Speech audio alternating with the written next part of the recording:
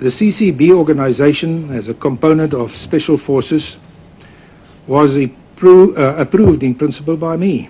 Special Forces was an integral and supportive part of the South African Defence Force. The role envisaged for CCB was the infiltration and penetration of the enemy, the gathering of information and the disruption of the enemy. The CCB was approved as an organization consisting of 10 divisions, or as expressed in military jargon, regions. 8 of these divisions or regions were intended to refer to geographical areas. The area of one of these regions, Region 6, referred to the Republic of South Africa. The fact that the organization in Region 6 was activated came to my knowledge for the first time in November 1989. The CCB provided the South African Defence Force with good covert capabilities. As far back as January 1991, the weekly newspaper Vrye Weekblad tied the CCB to the assassination of SWAPO leader Anton Lubowski. On 24 June 1994, Mr. Justice Levy found in the High Court in Windhoek that there was prima facie evidence that CCB operative Donald Aitchison had pulled the trigger of the AK-47 that killed Lubowski. He found that there was also prima facie evidence that CCB members Staal Burger, Ferdi Barnard, Chappies Maria, Wouter Basson, Johan Niemoller, Kalabota, Slang van Sail and CCB Commander Joe Verster were accomplices to the murder. Magnus Milan says he has never heard of this judgment. I didn't even see the judgment or heard about it. With the greatest of respect, General, at the time of Lubowski's death, you were the Minister of Defence. In fact, you made statements in Parliament in relation to that matter. And in fact, at a certain stage, you suggested that the CCB could not have been responsible for the murder of Lubowski. I never made that statement. Because, and that's how you were reported as stating, because Lubowski was in fact an agent of military intelligence. I never made the statement you made now.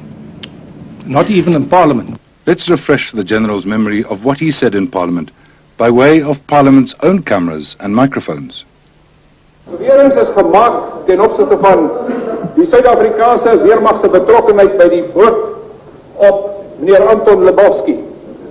Ek onthou vandag hier dat meneer Lubowski 'n betaalde agent van militêre inligting was. Ek is verseker dat hy goeie werk vir die Suid-Afrikaanse weermag gedoen het. Die hoofstaf inligting, generaal Witkoop Barnos, sou dus geensins optrede teen Lubowski goedgekeur het nie. Did you claim in Parliament in relation to this matter, and did you reveal to Parliament that Mr. Anton Lubowski was a paid agent of military intelligence, and did you then, as on that basis, indicate that for that reason General Witkoop Barnos would not have authorized any action against him? Mr. Chairman, what I said in Parliament you can use openly outside, and I stick to it, so I have no problems with it. You can use it. What I said there I meant. Is it true? What I said in Parliament? It's Yes. true, yes. It is true. Yeah. There are simply too many unanswered questions and contradictions for the claim that Lubowski was a spy to be possibly true.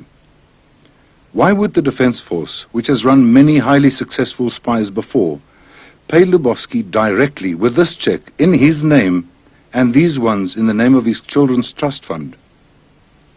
Even on the military requisition form, the name Anton appears, and military experts claim that the requisition forms were completed in a way that would never have been passed by the army. Another question.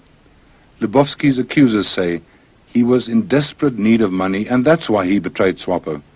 Why then did he not withdraw a cent of the money paid by the front company for the military? Ironically, the man who has many of the answers on the framing of Anton Lubowski was sitting right next to Milan in the hearing, his lawyer, Ernst Penzorn.